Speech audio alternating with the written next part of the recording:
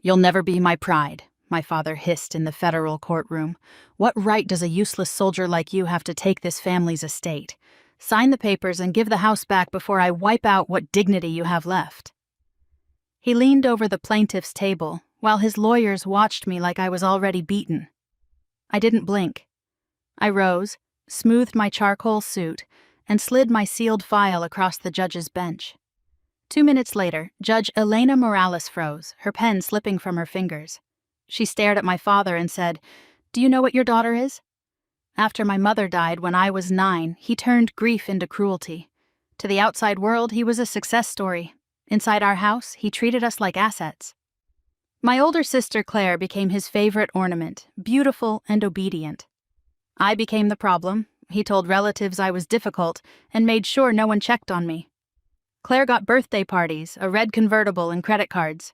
I got invoices listing cereal, milk, and toothpaste. At 16, he charged me rent for my bedroom, $30 a week. Claire paid nothing. At Christmas, he gave her jewelry and me a balance due bill. When I earned my commission, he laughed at dinner and said I joined the army because I was too stupid for real life. He said it again at my graduation on a dusty parade field in Georgia, loud enough for the officers who had trained me for years to hear. "She's only fit to carry orders," he sneered. My jaw locked. I saluted the reviewing stand and marched away without looking back. That was the day I learned not to beg for love from someone who had already sold me. My only refuge was my grandmother, Ruth. On my father's side, she lived on an old estate in North Carolina and saw through him completely. When I deployed overseas, she sent one encrypted text: "You are ready, come back." Years later, after I finished JAG training and became a federal military prosecutor, she came to my insignia ceremony with her cane and her iron grip, smiling through tears when she touched my new rank. 14 months later, Ruth died. In her lawyer's office, my father sat back like he owned the room. He expected the land, the house, everything.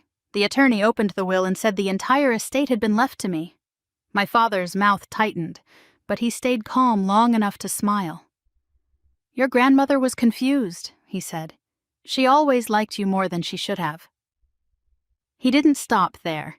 He hired a local bully of a lawyer and sued to void the will, claiming I had manipulated a vulnerable old woman. He also fed anonymous letters to my commander, accusing me of elder abuse. My clearance was frozen. My office door was locked. One bad rumor, and my career could have gone with it. So I waited. 3 months before trial, I went to my niece's birthday party, knowing he would be there. In the kitchen, he whispered that he would withdraw everything if I signed. I noticed the stiff line of his jacket and the wire under the lapel. He wanted me angry on tape. Instead, I smiled and said, "Thank you for the advice, Mr. White."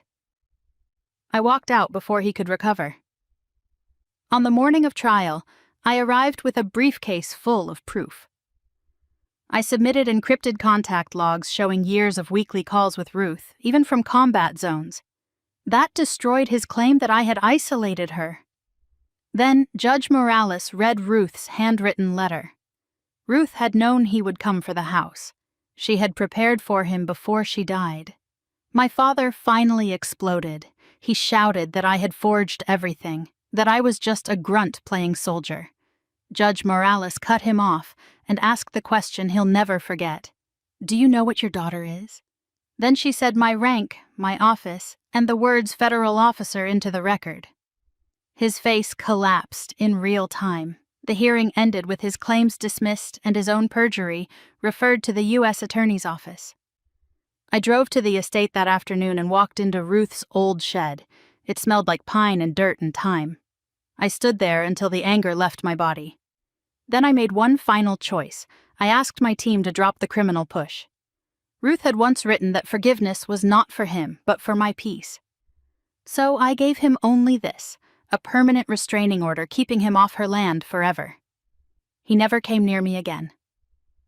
The letters stopped. 6 weeks later, he sent a timid text thanking me for my mercy. I stared at it, then replied with 3 words: "I am well." I put my phone away, left the house behind, and drove toward my base with both hands on the wheel. For the first time in my life, the ground under me was finally mine.